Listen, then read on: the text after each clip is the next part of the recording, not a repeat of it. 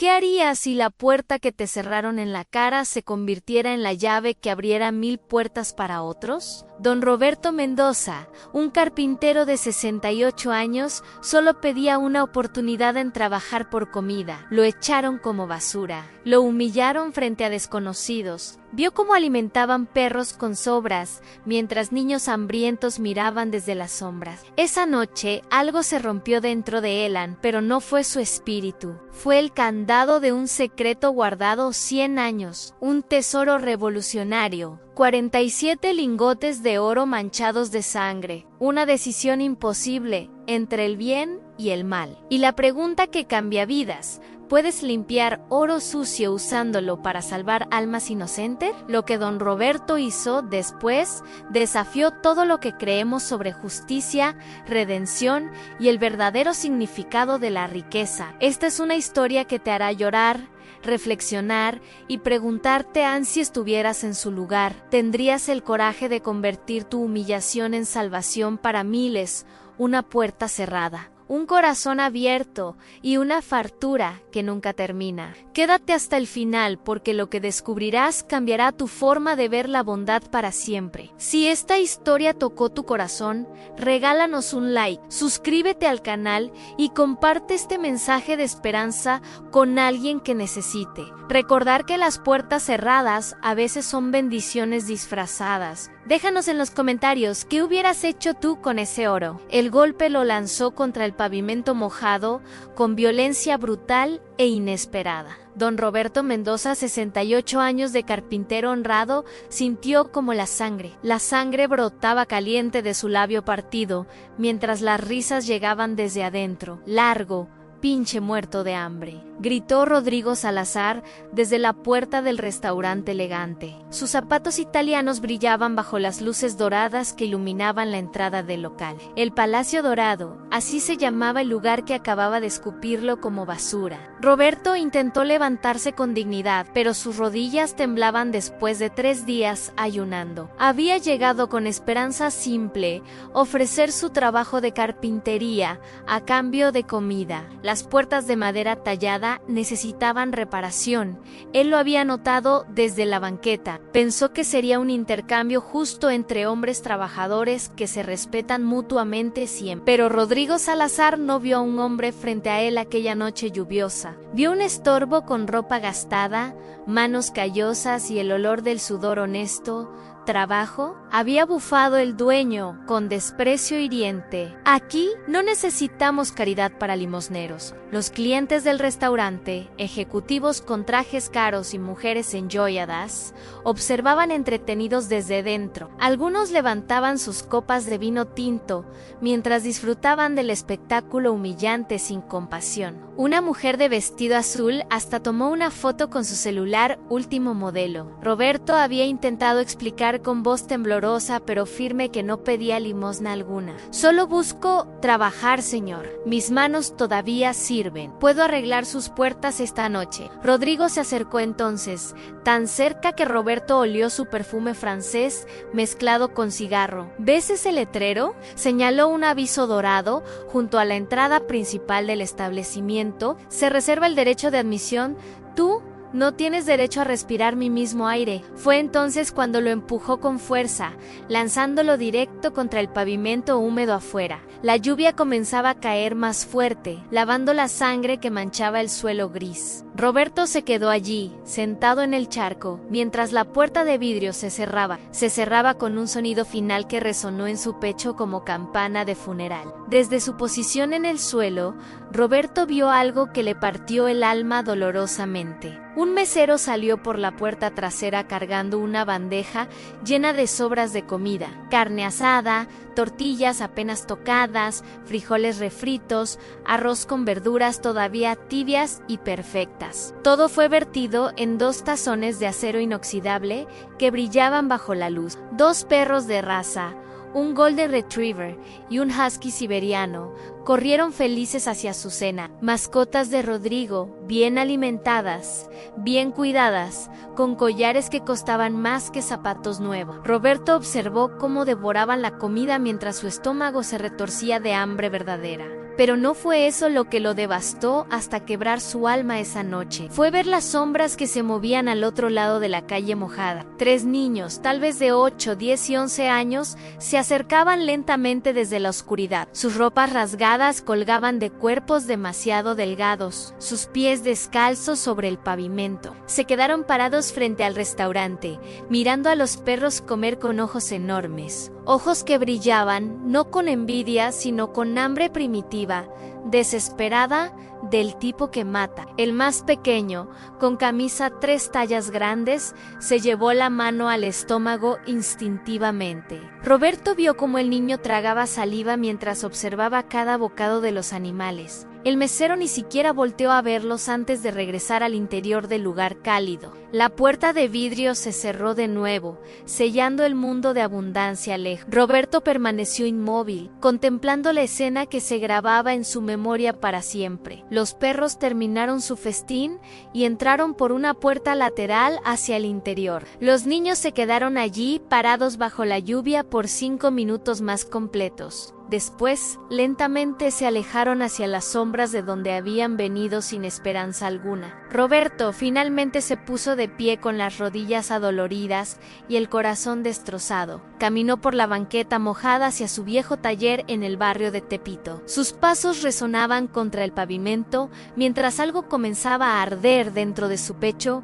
No era rabia simple, no era solo dolor por la humillación que acababa de sufrir. Era algo más profundo, más antiguo, algo que había estado dormido durante 40 años largos. Una promesa hecha a su abuelo, en su lecho de muerte, volvía a su mente. El oro no es para enriquecerse, mijo, es para cuando el mundo necesite ser salvado. Roberto se detuvo bajo un poste de luz que parpadeaba débilmente en la oscuridad. La lluvia caía sobre su rostro, mezclándose con lágrimas que no había derramado en décadas. Sacó de su bolsillo una fotografía vieja, amarillenta, protegida en plástico contra la humedad. Su abuelo Emiliano, revolucionario zapatista, lo miraba desde 1917 con ojos severos, pero nobles. Detrás de él, apenas visible en la imagen, se veía la capilla donde todo estaba, donde el secreto esperaba bajo tierra desde hacía más de 100 años sin ser tocado. Roberto guardó la foto de nuevo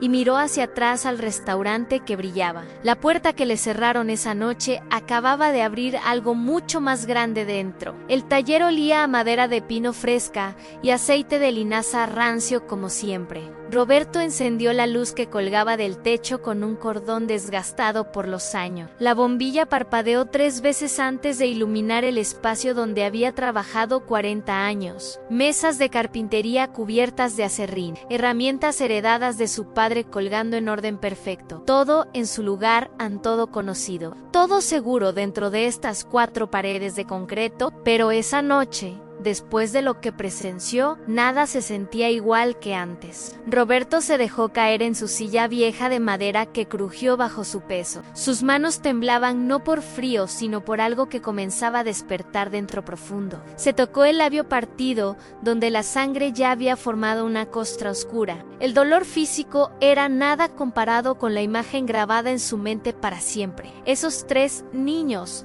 esos ojos hambrientos, esos pies descalzos sobre el pavimento mojado y helado. Cerró los ojos intentando borrar la escena, pero solo la hizo más vívida y clara. Podía ver al más pequeño llevándose la mano al estómago con ese gesto universal del hambre. Cuando había comido ese niño por última vez, ayer, hace 2 días, una semana completa. Roberto se levantó y caminó hacia la pared del fondo donde colgaba su única fotografía. La imagen de su abuelo Emiliano Mendoza, tomada en 1917 durante la Revolución. El viejo zapatista miraba fijamente a la cámara con expresión dura, pero ojos increíblemente nobles. Usaba sombrero de charro, canana cruzada en el pecho, rifle al hombro con manos callosas firmes. Detrás de él, apenas visible pero presente, se veía la silueta de la capilla de San Judas, una iglesia abandonada en las afueras de Coyoacán,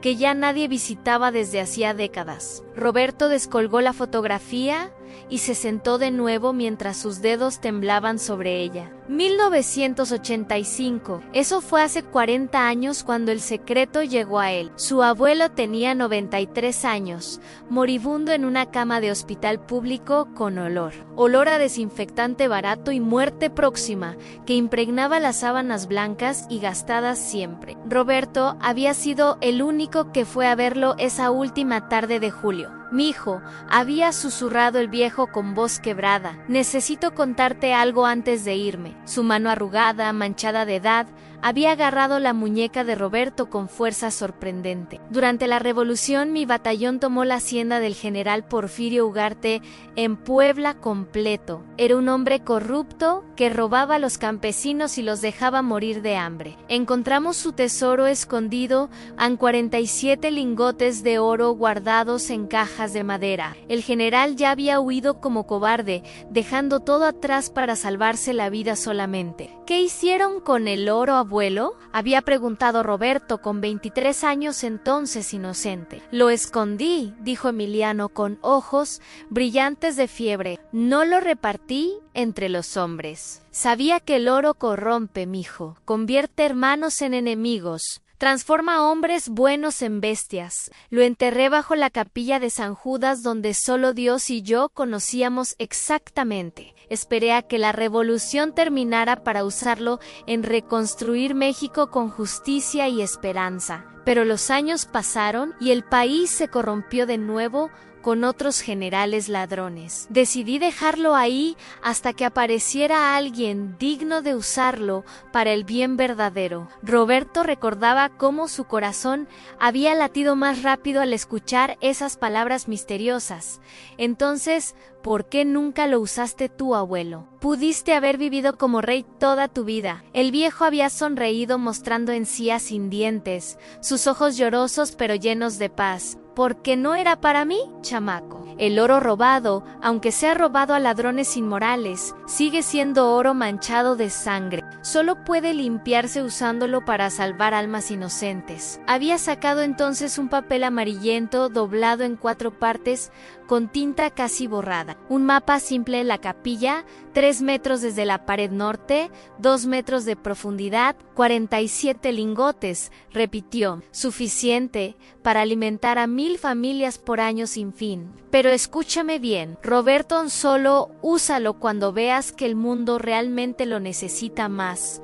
No para ti, no para hacerte rico, solo para cuando tu corazón no pueda soportarlo. Cuando el sufrimiento de los inocentes sea tan grande que no hacer nada te mate». Esa misma noche, después de que su abuelo murió con sonrisa tranquila en los labios, Roberto había guardado el mapa en su cartera, jurando nunca tocarlo por respeto y miedo. Durante 40 años había trabajado honestamente como carpintero, ganando lo justo para vivir modesto. Se casó con María Elena, tuvieron 2 hijos que se fueron a Estados Unidos buscando mejores oportunidades que México no podía ofrecerles a pesar de sus esfuerzos constantes. María Elena murió hace 5 años de cáncer, sin tratamiento porque no alcanzaba para medicinas. Y él continuó trabajando, viviendo simple, respetando el juramento hecho a un hombre muerto sabio. Pero esta noche, con el sabor de sangre todavía en su boca, partida y dolorida, con la imagen de esos niños hambrientos mirando perros comer sobras de comida tibia, todavía, con la humillación todavía ardiendo en su pecho como carbón encendido que no se apaga, Roberto supo que había llegado el momento que su abuelo había predicho décadas antes. Finalmente, se puso de pie y caminó hacia el cajón donde guardaba herramientas especiales raramente usadas. Sacó una pala vieja con mango de madera gastado pero todavía fuerte y resistente perfectamente. La sostuvo en sus manos mientras su respiración se aceleraba con decisión, tomando forma clara. «Perdóname, abuelo», susurró hacia la fotografía, «pero ya no puedo seguir sin hacer nada más». Roberto marcó el número de teléfono con dedos que apenas podían sostener el celular viejo. 3 tonos en 4. Finalmente la voz soñolienta de su sobrino Miguel contestó la llamada nocturna. «Tío, son las 2 de la mañana. ¿Qué pasó? ¿Estás bien o algo te duele?» «Necesito tu ayuda esta noche, Miguel. Algo importante que no puedo hacer solo ya. Hubo silencio al otro lado de la línea telefónica que se extendió por segundo. Miguel Mendoza, 32 años, había perdido su trabajo en la fábrica hace meses. Vivía con su madre en un departamento pequeño en Iztapalapa, sobreviviendo apenas de subsidios gubernamentales. Roberto sabía que su sobrino necesitaba dinero desesperadamente, pero también sabía algo más importante. Miguel era el único de la familia que no lo juzgaría por lo que planeaba. ¿Qué clase de ayuda, tío?, preguntó con voz más despierta ahora, curiosidad reemplazando el sueño. Ven a mi taller, trae una linterna fuerte. ¿Te explicaré todo cuando llegues aquí mismo? Una hora después, Miguel llegó en su motocicleta vieja que tosía humo negro del escape. Encontró a Roberto esperando afuera con 2 palas, 2 picos, una cuerda gruesa y determinación. Tío, me estás asustando. ¿Vamos a enterrar un cuerpo o qué pedo con todo esto? Roberto sonrió por primera vez esa noche, a pesar del labio partido todavía inflamado. Vamos a desenterrar algo que lleva 100 años esperando salir a la luz del mundo. Le contó todo durante el viaje en taxi hacia Coyoacán, mientras Miguel escuchaba con incredulidad. La historia del abuelo revolucionario, el tesoro escondido, los 47 lingotes de oro. ¿Y nunca lo buscaste?, preguntó Miguel con ojos enormes. Tío, podrías haber sido millonario siempre. No era para hacerme rico, chamaco. Era para esperar el momento correcto de usarlo sabiamente.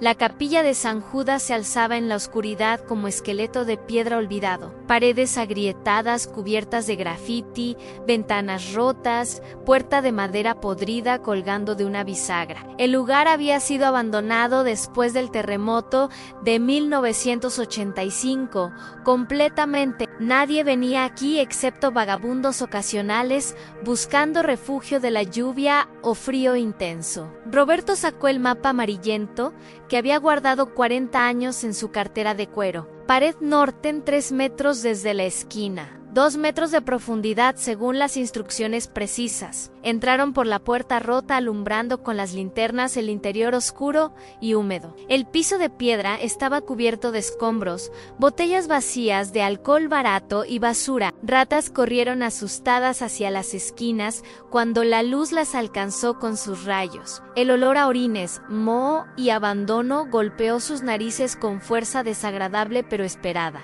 Aquí, dijo Roberto señalando un punto específico cerca de la pared norte, derruida y antigua. Comenzaron a cavar a las 3 de la madrugada bajo la luz amarilla de linternas. El primer metro fue fácil en tierra suelta, piedras pequeñas, fragmentos de cerámica colonial antigua probablemente. El segundo metro fue más difícil en arcilla, compacta que hacía doler los brazos con cada golpe. Miguel sudaba profusamente a pesar del frío de la madrugada que penetraba las paredes rotas. Tío, ¿estás seguro de esto? Tal vez tu abuelo estaba delirando por la fiebre.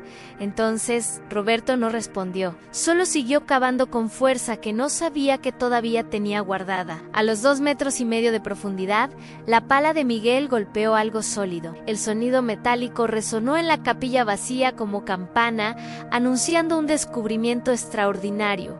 «Chingo», gritó Miguel. «Hay algo aquí abajo, tío, algo de metal o madera dura».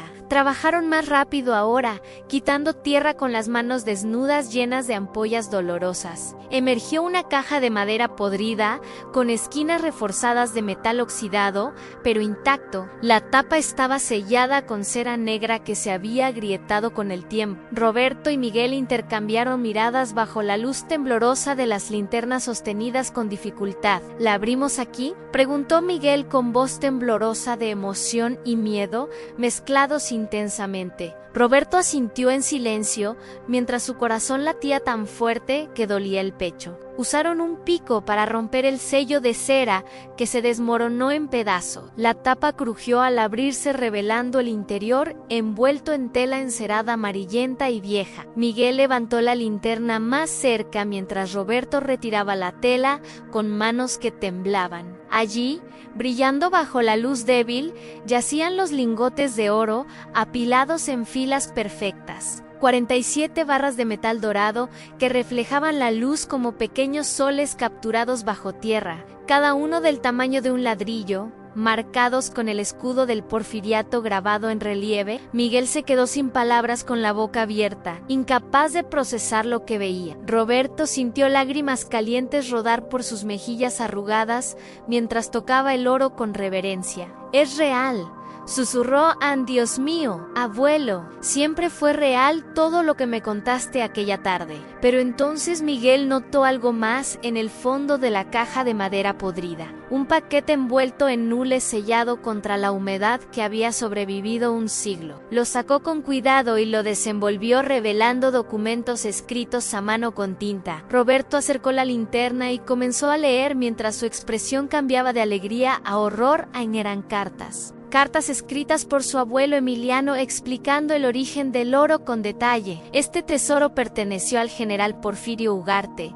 Sí, pero él lo había robado también primero. Lo robó de campesinos, de iglesias, de viudas. Es oro manchado con sangre de inocentes. Lo tomé no como botín, sino como justicia. Pero me di cuenta después, justicia mal ejecutada sigue siendo injusticia. Robé oro robado pensando que dos males harían un bien. Me equivoqué, por eso lo escondí aquí, esperando que alguien más sabio lo usara correctamente. Roberto terminó de leer y se sentó pesadamente en el borde del hoyo que habían cavado con esperanza, pero ahora se sentía como tumba de sus propias ilusiones morales. «¿Qué significa esto, tío?», preguntó Miguel, confundido. «El oro es robado. ¿No podemos usarlo entonces? Es oro robado de un ladrón que robó de inocentes», dijo Roberto con voz quebrada lentamente. «¿Eso lo hace limpio o más sucio todavía? ¿Puedo usar oro manchado para alimentar hambrientos?». Roberto tardó 3 noches sin dormir en tomar la decisión que cambiaría todo para siempre. Se sentaba en su taller mirando las cartas de su abuelo, intentando descifrar la respuesta. ¿Podía usar oro manchado para limpiar las almas de los hambrientos que sufrían injustamente afuera? La imagen de esos 3 niños mirando los perros comer no lo dejaba en paz. Miguel venía cada tarde a discutir qué hacer con el tesoro escondido en el taller. «Tío, piénsalo bien. Podríamos vender un lingote y vivir tranquilos por años sin trabajar tanto». Pero Roberto negaba con la cabeza mientras limpiaba sus herramientas de carpintería en silencio obstinado. «No era para eso, Miguel. Si lo uso para mí, me convierto en igual que el general ladrón. Igual que todos los que roban de los pobres cada día». La 4ª noche, Roberto soñó con su abuelo parado en la capilla rodeado de luz. El viejo revolucionario sonreía y señalaba hacia la calle donde miles de niños esperaban hambrientos. Despertó a las 5 de la mañana con claridad absoluta sobre lo que debía hacer. Vendió 3 lingotes a un comerciante discreto en el mercado de Sonora sin hacer preguntas. El hombre, conocido por manejar oro antiguo sin reportar a las autoridades corruptas, pagó efectivo, 2 millones de pesos en billetes que Roberto guardó en una mochila vieja y gastada. «¿Qué vas a hacer con todo eso, tío?», preguntó Miguel con ojos enormes de preocupación. «Vamos a abrir un comedor», dijo Roberto con voz firme que no admitía discusión alguna, «justo enfrente del Palacio Dorado, donde ese desgraciado me humilló hace una semana exactamente atrás». Encontraron un local abandonado frente al restaurante elegante que brillaba con luces doradas nocturnas. Era una panadería vieja que había cerrado después de que su dueño murió sin herederos. Roberto pagó 6 meses de renta por adelantado al casero con efectivo contante y sonante.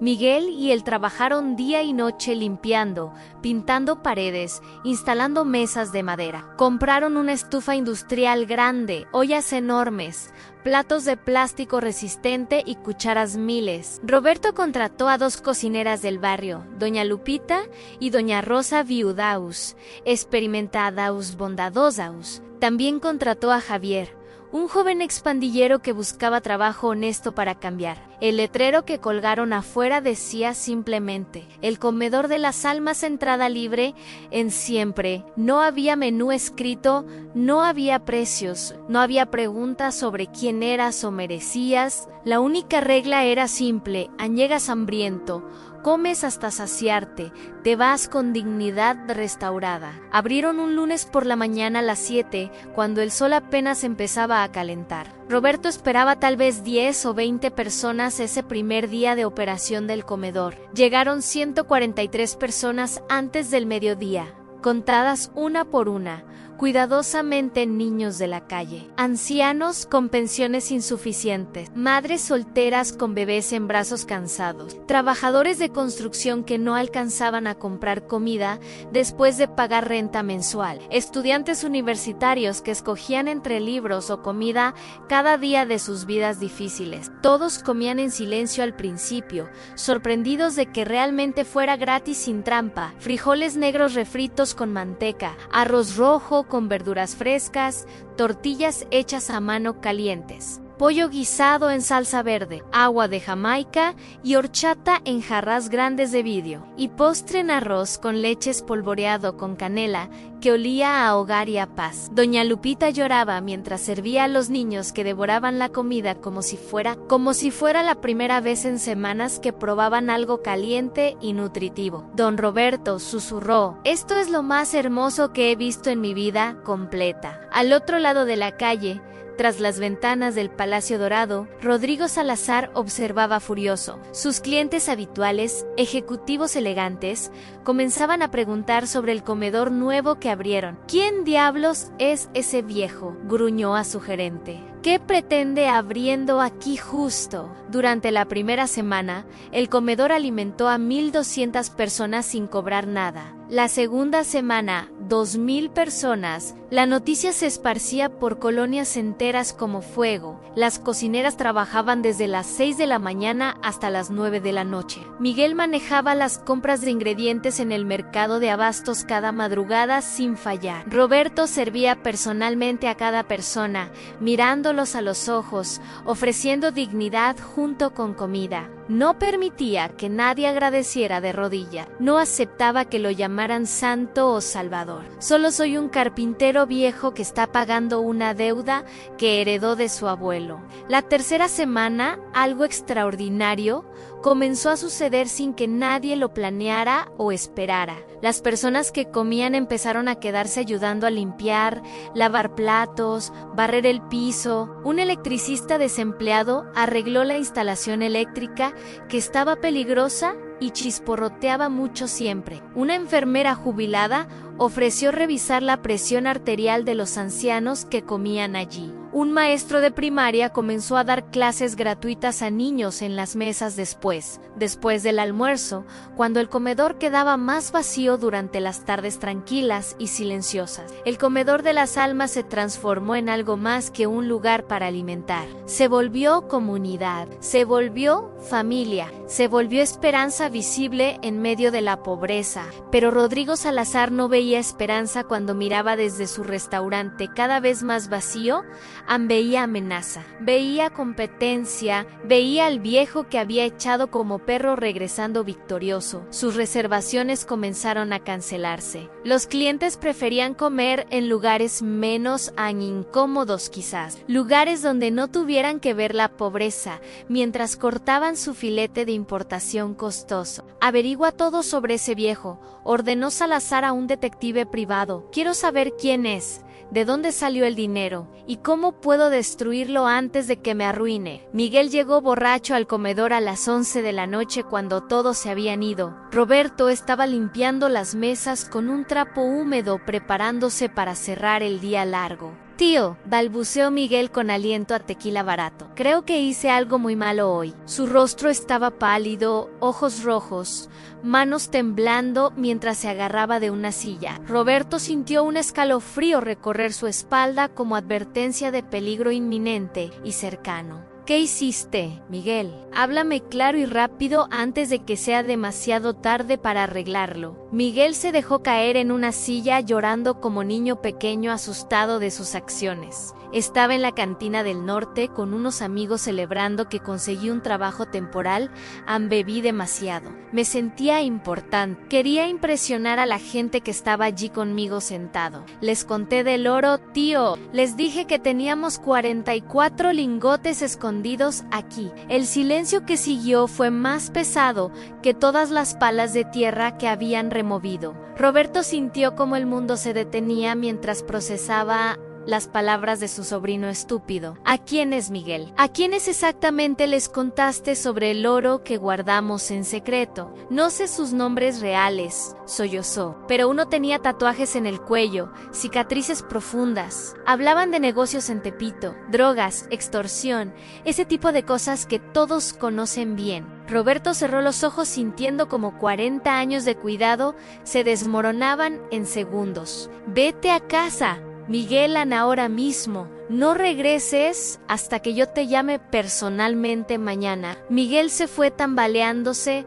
mientras Roberto comenzaba a empacar rápidamente el oro restante escondido cuidadosamente. Pero ya era demasiado tarde para cualquier precaución que pudiera tomar en ese momento. 3 camionetas negras sin placas se estacionaron afuera bloqueando completamente la calle entera oscura. 8 hombres entraron con pistolas, machetes, rostros cubiertos con pasamontañas negros que aterrorizaban siempre. El líder, alto, cicatriz desde la ceja hasta la mandíbula, habló con voz tranquila. Don Roberto Mendoza, hemos escuchado historias muy interesantes sobre usted y su generosidad inmensa. Aquí nos preguntamos de dónde sale tanto dinero para alimentar a toda esta gente pobre. Roberto se mantuvo firme aunque su corazón latía como tambor de guerra dentro del pecho. Trabajo honestamente. Ahorros de toda una vida dedicada a la carpintería desde muy joven siempre. El hombre rió mostrando dientes de oro que brillaban bajo la luz fluorescente del comedor. Su sobrino cuenta historias diferentes cuando el tequila afloja su lengua demasiado suelta siempre. Habla de tesoros revolucionarios en oro del porfiriato, 44 lingotes escondidos como secreto familiar antiguo. Nos debe estar confundiendo con idiotas que creen cuentos de hadas para niños chiquitos. Mi sobrino estaba borracho, dijo Roberto. Inventa fantasías cuando bebe para sentirse importante ante otros. El líder sacó su pistola y la presionó contra la sien de Roberto con fuerza. Tenemos 2 opciones, abuelito. Nos das el oro ahora mismo o desapareces esta noche. Y su lindo comedor se quema hasta los cimientos con todos sus sueños de caridad. Roberto pensó en los cientos de personas que dependían de ese lugar para sobrevivir diariamente. Los niños que venían cada día con sonrisa. Las abuelas que encontraban compañía aquí cada tarde. Está en mi taller, dijo finalmente. Los llevo allá, pero prometan no lastimar a nadie. Lo subieron a una camioneta con violencia tirándolo contra el piso metálico y frío. Le vendaron los ojos y lo esposaron con las manos detrás de la espalda dolorosamente. El viaje duró 30 minutos por calles que Roberto no podía ver ni identificar claramente. Escuchaba música norteña a todo volumen y risas de los hombres hablando de dinero. Cuando le quitaron la venda, estaba en un almacén abandonado, iluminado por una bombilla. Olor a humedad, aceite de motor viejo, sangre seca en las paredes de concreto agrietado. Pero no estaba solo en ese infierno improvisado que ahora sería su prisión temporal. En el rincón opuesto, atada a una silla, había una mujer de 40 años aproximadamente, ropa profesional manchada, cabello castaño despeinado, labios sangrando, ojos color miel llenos de terror puro. Doctora Elena Jamírez, dijo el líder, le debía al chino 200,000 pesos del hospital. No pudo pagar, ahora trabaja para nosotros o su hija de 12 años paga. Elena miró a Roberto con desesperación que traspasaba el alma directamente sin filtro alguno posible. Yo no quise deber nada, susurró. Necesitaba medicina para pacientes que se morían entonces. El hospital no tenía fondos. Pedí prestado a quien me ofreció sin preguntar condiciones. Roberto sintió rabia hervir en su pecho a pesar del miedo que también lo consumía. Estos hombres no solo robaban dinero, robaban esperanzas, vidas, futuros de personas inocentes trabajadoras. ¿Dónde está el oro viejo?, exigió el líder golpeándolo en el estómago con fuerza brutal. Roberto cayó al suelo tosiendo, sin aire, viendo estrellas danzar frente a sus ojos nublados. En mi taller, jadeó, escondido bajo el piso de madera en el rincón del fondo. 2 hombres salieron inmediatamente a buscarlo, dejando a 4 guardias en el almacén vigilando. Las horas pasaron lentamente como años, mientras Roberto y Elena permanecían atados e inmóviles. Los guardias jugaban cartas,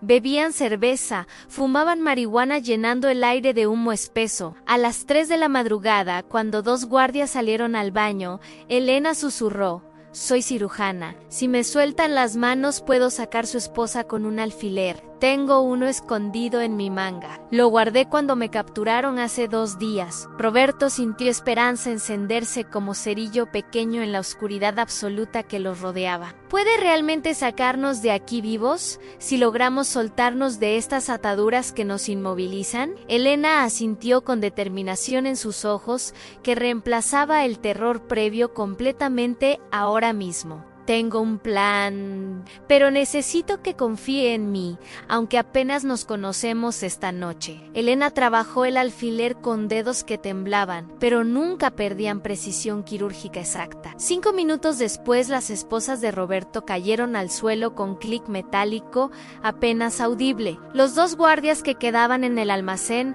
estaban distraídos viendo videos en sus celulares con volumen alto, riendo de memes estúpidos, sin prestar atención a los cautivos. Cuando diga 3, susurró Elena, usted agarra la silla de metal a su izquierda. Yo tomaré la tubería oxidada que está apoyada contra esa pared de concreto agrietado allá. Roberto asintió, sintiendo adrenalina recorrer sus venas como no sentía desde su juventud lejana. 1, contó Elena, liberándose las manos con movimientos precisos de cirujana experta y rápida. 2. Roberto agarró la silla sintiendo el peso frío del metal en sus palmas sudorosas. 3. Gritó Elena, lanzándose contra el guardia más cercano con la tubería en alto. El golpe sonó como campana rota cuando el metal impactó el cráneo del hombre sorprendido. Roberto estrelló la silla contra la espalda del segundo guardia que intentaba sacar su pistola. El hombre cayó de bruces gritando de dolor mientras su arma rodaba bajo una caja. Elena no dudó. Tomó la pistola del primer guardia inconsciente en el suelo, sangrando abundantemente. «¡Corra!», le gritó a Roberto, empujándolo hacia la puerta de metal oxidado del almacén oscuro. Salieron a una calle industrial desierta, iluminada por faroles amarillos que parpadeaban intermitentemente siempre. Eran las 4 de la madrugada. No había nadie, no había taxi, no había esperanza visible. Corrieron por callejones escuchando gritos furiosos detrás cuando los otros guardias los descubrieron ausentes. Roberto, con 68 años, sentía sus pulmones arder como si tragara vidrio molido. Elena lo sostenía del brazo, prácticamente arrastrándolo mientras buscaban desesperadamente algún refugio o ayuda. Pero lo que ninguno de los dos sabía era que no estaban solos en su lucha por libertad, que parecía imposible de alcanzar en esa madrugada, fría y oscura. Mientras ellos huían, al otro lado de la ciudad algo extraordinario estaba sucediendo simultáneamente también. En el comedor de las almas, Lupita, una niña de 10 años que comía allí. Allí diariamente había notado que don Roberto no llegó a abrir como siempre hacía puntual. Era la primera vez en un mes que las puertas permanecían cerradas a las 7. Lupita vivía en la calle con su hermanito de 6 años desde que su madre murió de neumonía el invierno pasado, sin dinero para medicinas ni atención médica adecuada. La niña había aprendido a sobrevivir con inteligencia callejera que la hacía parecer Mayo eres siempre. «Algo malo le pasó a don Roberto», dijo a su hermanito. «Tengo que averiguar qué». Lupita conocía cada rincón del barrio. Conocía a cada vendedor ambulante, cada vigilante nocturno también. Había una red invisible de personas olvidadas que veían todo sin ser vistas nunca jamás. La niña comenzó a preguntar sistemáticamente a cada uno sobre el anciano carpintero desaparecido misteriosamente. Don Chuy, el vendedor de tamales, había visto las camionetas negras la noche anterior tarde. Doña Marta, la señora de limpieza que trabajaba hasta tarde, escuchó gritos y forcejeo. El flaco, un joven que vendía periódicos en la esquina, vio la dirección donde las camionetas se dirigieron con un anciano vendado dentro del vehículo metálico oscuro. En 2 horas, Lupita había trazado un mapa mental del secuestro con precisión asombrosa, pero era una niña de 10 años. No podía enfrentar criminales armados peligrosos.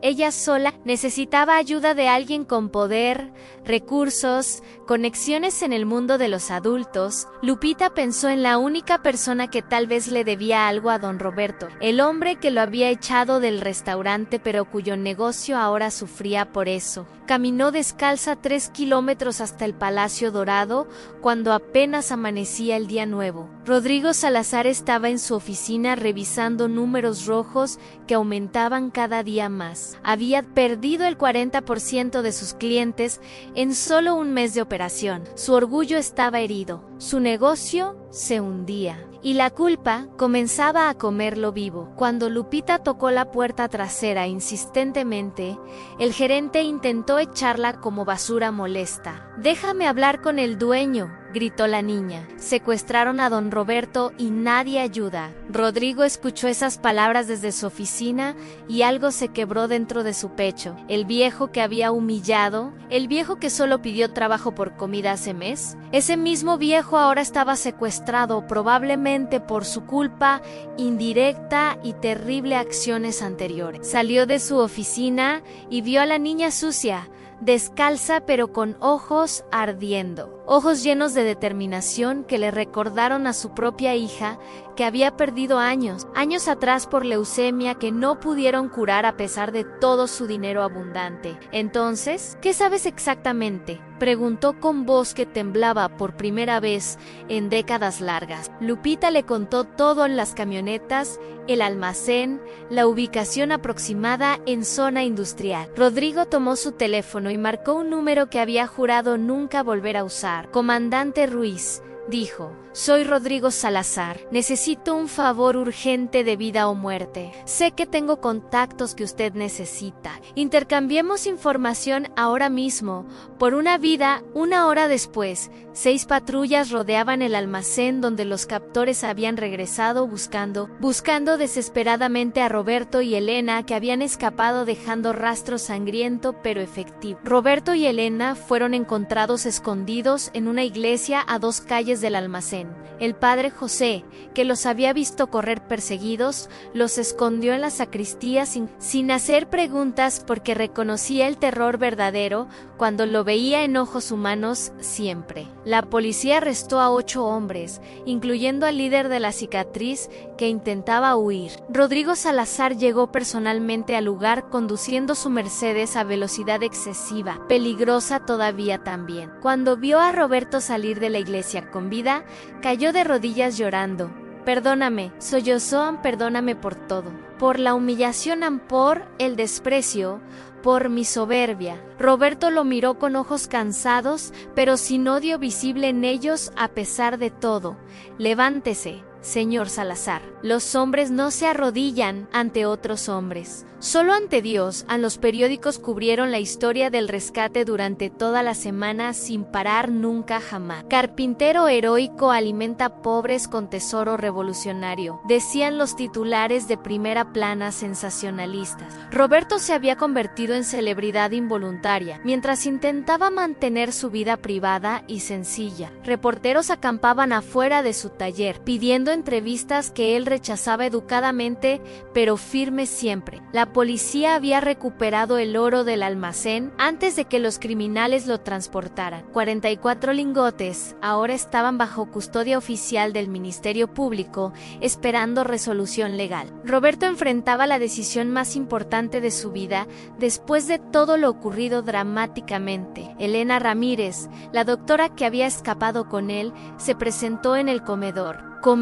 una tarde de jueves con una propuesta que había desarrollado cuidadosamente durante días, pensando. Don Roberto dijo con carpeta de documentos legales bajo el brazo: tengo una solución legal. Podemos crear una fundación sin fines de lucro, registrada ante notario público oficialmente y transparente. El oro se dona legalmente a la fundación. Todo queda documentado, limpio, sin sombras. Usamos el dinero para expandir el comedor, crear más lugares, hospitales comunitarios, escuelas gratuitas también. Roberto escuchaba mientras limpiaba una mesa, pensando en las palabras de su abuelo revolucionario. Solo úsalo cuando tu corazón no pueda soportarlo. Bueno, su corazón ya no soportaba más. ¿Es legal donar oro que fue robado originalmente hace más de 100 años? Preguntó. Elena asintió con seguridad profesional en su voz, tranquila pero firme y muy convincente. El oro fue tomado durante la Revolución. Estatutos de limitación han expirado completamente hace décadas. Legalmente se considera tesoro histórico familiar, sin reclamantes vivos que puedan demostrar propiedad original. Pero esa misma tarde, cuando parecía que todo se resolvería pacíficamente con solución legal, una mujer de 60 años entró al comedor con abogado elegante y documentos amarillentos. Se llamaba Victoria Ugarte de Mendizábal, bisnieta del general Porfirio Ugarte que fue robado. Venía vestida con traje Chanel, joyas de oro auténtico, perfume francés que olía a dinero. Ese oro perteneció a mi bisabuelo, declaró con voz cortante. Tengo documentos que lo prueban. Registros de 1915 mostrando las propiedades de la familia Ugarte en Puebla. Inventarios firmados por notarios del Porfiriato listando exactamente 47 lingotes de oro. Mi familia ha buscado ese tesoro durante generaciones enteras sin resultado alguno hasta ahora mismo. Roberto sintió el suelo moverse bajo sus pies mientras el abogado presentaba papeles legales, documentos que parecían auténticos, sellos oficiales del gobierno porfirista, firmas notariales antiguas pero válidas. Señora, dijo Roberto con voz calmada, su bisabuelo robó ese oro de campesinos hambrientos primero. Eso es calumnia sin pruebas, respondió ella. Mi bisabuelo era un general honorable del ejército. El oro era su salario legítimo acumulado durante años de servicio dedicado a la patria. Elena intervino mostrando las cartas escritas por el abuelo de Roberto con letra temblorosa, cartas que describían en detalle cómo el general Ugarte extorsionaba pueblos enteros bajo amenaza, cómo robaba cosechas, animales, dinero, oro de iglesias, dejando familias completas muriendo de hambre. Estas son acusaciones de un revolucionario analfabeto, dijo el abogado. No tienen validez legal. La tensión en el comedor era palpable mientras clientes habituales observaban el debate legal. Doña Lupita, una de las cocineras, se puso de pie con cucharón todavía en la mano derecha como si fuera espada de justicia divina protegiendo lo correcto. ¿Validez legal?, gritó. ¿Quieren hablar de validez mientras niños mueren de hambre afuera diariamente? Don Roberto ha alimentado a miles de personas en un mes con ese oro manchado. ¿Qué va a hacer usted con él, señora elegante? ¿Comprarse otra bolsa de marca? Victoria se sonrojó de rabia, pero el abogado la detuvo antes de responder con insultos. La ley es clara, dijo. El oro debe ser devuelto a los herederos legítimos. Pero entonces sucedió algo que nadie esperaba en ese momento tenso y crítico definitorio. Lupita, la niña de 10 años que había organizado el rescate, entró corriendo sin aliento. Don Roberto gritó: «Hay como 200 personas afuera pidiendo hablar con usted ahora mismo». Roberto salió seguido por Elena, Victoria, el abogado y todos los presentes curiosos expectantes. La calle estaba llena de gente, madres con niños ancianos con bastones, trabajadores con uniformes, Todos los que habían comido en el comedor de las almas durante el mes pasado, un hombre mayor se adelantó. Era don Fermín, albañil jubilado que comía allí cada día. Nos enteramos de lo que está pasando, dijo con voz fuerte.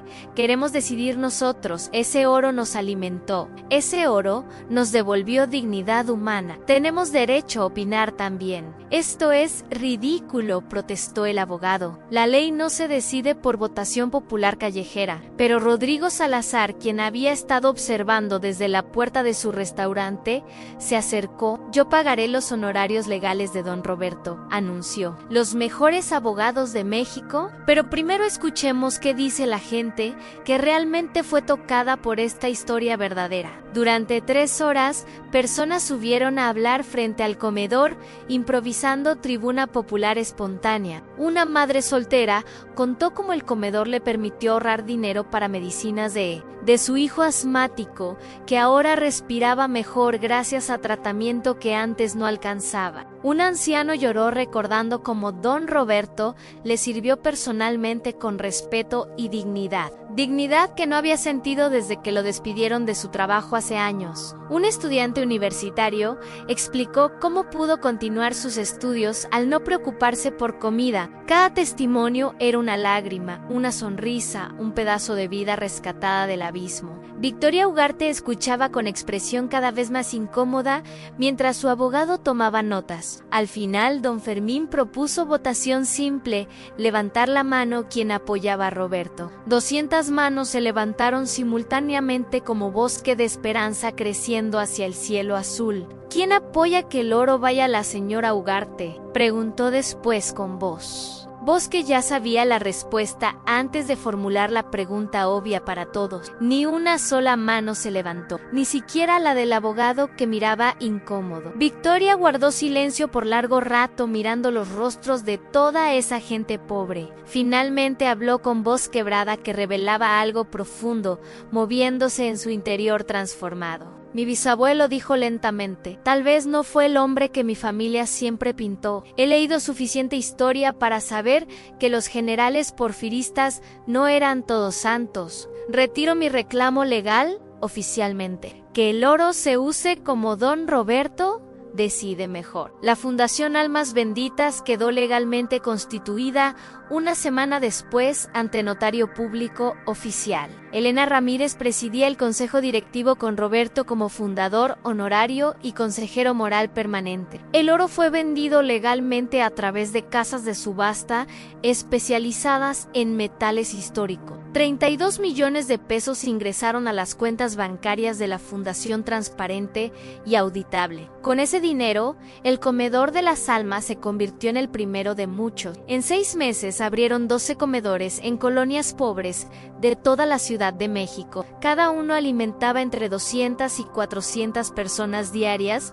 sin cobrar un peso jamás. Rodrigo Salazar cumplió una promesa que había hecho la noche del rescate arrodillado ante Roberto. Donó el Palacio Dorado completo a la fundación para convertirlo en escuela culinaria gratuita. Jóvenes de escasos recursos aprendían cocina profesional con chefs de restaurantes internacionales famosos. Reconocido, es mi penitencia, dijo Rodrigo con lágrimas, pero también mi mayor orgullo en esta vida. Roberto veía todo esto desde su taller donde seguía haciendo carpintería cada mañana temprano. Algunas cosas nunca cambian, decía sonriendo, mientras cepillaba madera con manos cada vez más temblorosas. Porque la verdad es que Roberto estaba enfermo, aunque él se negaba a admitirlo. El corazón, débil desde siempre, ahora fallaba más cada día que pasaba sin remedio posible. Elena, con su experiencia médica, le rogaba que se cuidara y descansara lo suficiente. Todavía no, decía él, todavía hay mucho por hacer antes de descansar eternamente. Durante 2 años, la fundación creció como árbol plantado en tierra fértil,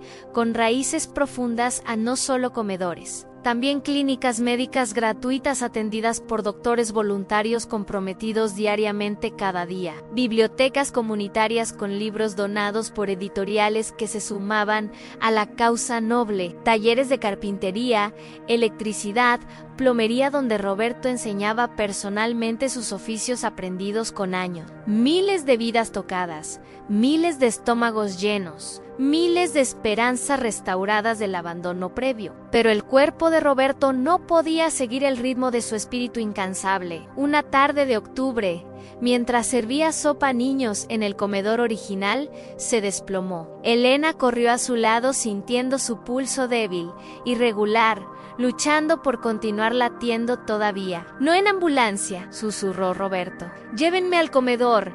Quiero quedarme aquí con mi gente hasta el final que ya siento, acercándose como viejo amigo que viene a buscarme finalmente». Lo acostaron en un catre improvisado, en la oficina pequeña del fondo del establecimiento humilde. La noticia se esparció rápidamente por todas las colonias donde los comedores operaban diariamente, fielmente. Personas comenzaron a llegar en cientos, después miles, llenando la calle entera con velas encendidas. No venían a llorar su muerte inminente, venían a agradecerle mientras todavía pudiera escuchar. Una madre subió con su bebé de 6 meses en brazos, llorando de gratitud. «Mi hijo vive porque usted me alimentó durante mi embarazo, cuando nadie más ayudaba». Un anciano de 80 años llegó apoyado en bastón, con medalla militar en el pecho. «Conocí a su abuelo Emiliano en la Revolución», dijo. «Estaría orgulloso de usted siempre». Lupita, ahora de 12 años, entró con su hermanito tomados de la mano muy juntos. Don Roberto sollozó. «Usted me enseñó que la bondad es más fuerte que el hambre». Rodrigo Salazar llegó con su esposa después de cerrar la escuela culinaria temprano ese día. Se arrodilló junto al catre, tomando la mano arrugada de Roberto con ternura infinita. «Me salvaste», susurró. «No de la pobreza, sino de algo peor, de mi propia crueldad». Roberto sonreía débilmente mirando cada rostro que pasaba frente a él con ojos brillantes. Miguel, su sobrino, llegó sobrio por primera vez en meses, pidiendo perdón de rodillas. «Tío, por mi culpa casi mueres. Nunca podré perdonarme ese error estúpido y borracho». «Ya está perdonado, mijo», dijo Roberto con voz apenas audible. «El perdón no se pide, se da libremente como la comida que servimos cada día a quien la necesita». Elena se sentó junto a él, revisando signos vitales que se debilitaban minuto tras minuto. «Doctora», susurró Roberto, «¿recuerda cuando nos conocimos atados en ese almacén oscuro horrible? Pensé que moriríamos allí, pero Dios tenía otros planes para nosotros más grandes siempre». «Don Roberto, usted me salvó la vida», lloró Elena, «y me dio propósito nuevamente restaurado». «No», sonrió él. «En usted se salvó sola. Yo solo le presté un poco de esperanza». A las 11 de la noche, rodeado de cientos de personas cantando suavemente afuera del comedor, con velas iluminando la calle como río de estrellas terrestres brillantes, Roberto Mendoza cerró los ojos por última vez con sonrisa de paz absoluta completa. Su último suspiro fue tan suave que Elena apenas lo notó entre el silencio. El funeral 3 días después fue el más grande que la colonia había presenciado. 10,000 personas caminaron detrás del ataúd desde Tepito hasta el Panteón de Dolores. No había flores costosas, solo tortillas caseras que la gente dejaba sobre la tumba, como ofrenda de gratitud al hombre que los alimentó cuando el mundo los olvidó. Los 12 comedores continuaron operando sin interrupción ni un solo día después de su muerte. La fundación creció. En 5 años había 40 comedores alimentando 50,000 personas diariamente. En 10 años, 120 comedores. Clínicas médicas en cada colonia pobre de la ciudad. La escuela culinaria de Rodrigo graduó a 2,000 jóvenes que encontraron trabajo digno. Y entonces, 15 años después de aquella noche cuando Roberto fue echado del restaurante como perro callejero, sucedió algo que cerró el círculo de la historia. Lupita, ya de 25 años, se graduó como doctora de la Universidad Nacional con honores, usó becas completas que la Fundación Almas Benditas otorgaba a jóvenes sin recursos financieros disponibles. En su discurso de graduación, frente a cientos de personas, contó la historia completa. La historia del carpintero viejo que fue rechazado pero que abrió puertas para miles. Don Roberto me enseñó, dijo con voz firme, que las puertas que cierran para uno pueden abrir farturas sin fin para muchos si el corazón es generoso verdaderamente. Lupita trabaja ahora en la clínica comunitaria del barrio donde creció sin hogar alguno. Atiende gratis a quien lo necesita, recordando cada día al anciano que le mostró que la bondad no es debilidad, sino la fuerza más poderosa del universo entero. Y en el comedor original, ahora llamado Casa Roberto Mendoza, hay una placa de bronce. La puerta que cerraron para él abrió para ellos una fartura sin fin. Octubre 2025, la puerta que cerraron para don Roberto no fue una maldición, fue una invitación divina a transformar el dolor en propósito. Él pudo haber usado ese oro para vengarse, para enriquecerse, para demostrar su valor a quienes lo despreciaron, pero eligió algo infinitamente más poderoso al convertir su rechazo en redención para mí. Esta historia nos enseña que la verdadera riqueza nunca está en lo que acumulamos, sino en lo que compartimos. Don Roberto heredó oro manchado de sangre y lo limpió con lágrimas de gratitud de los hambrientos. Transformó metal frío en calor humano. Convirtió un tesoro enterrado en esperanza visible. Pero la lección más profunda está en esto. Cada puerta que se nos cierra puede abrir 1000 puertas para otros, si tenemos el coraje de mirar más allá de nuestro propio dolor. La humillación de Roberto liberó la bondad dormida en Rodrigo. Su generosidad despertó el heroísmo en una niña de 10 años. Su muerte sembró vida en generaciones futuras. Eso es legado verdadero. Eso es inmortalidad real. Hoy, mientras enfrentas tus propias puertas cerradas, pregúntate qué farturas sin fin podrías abrir para otros con tu dolor transformado. Porque al final, como don Roberto demostró con su último suspiro, no importa cuánto vivas, sino cuántas vidas tocaste mientras estuviste aquí.